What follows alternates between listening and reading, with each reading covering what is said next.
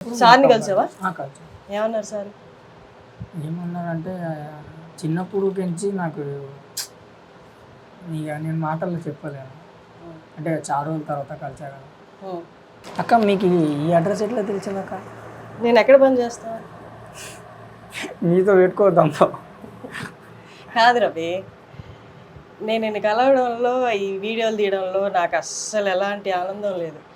కానీ మొట్టమొదటి ఇంటర్వ్యూలో నాకు ఇచ్చావు. అవును.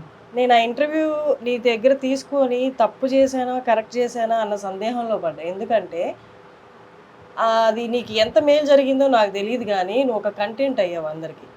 ఆ తర్వాత నుంచి చూస్తే నీ పరిస్థితి ఇంకా దారుణం అయిపోయింది, నడవలేని పరిస్థితి వచ్చింది.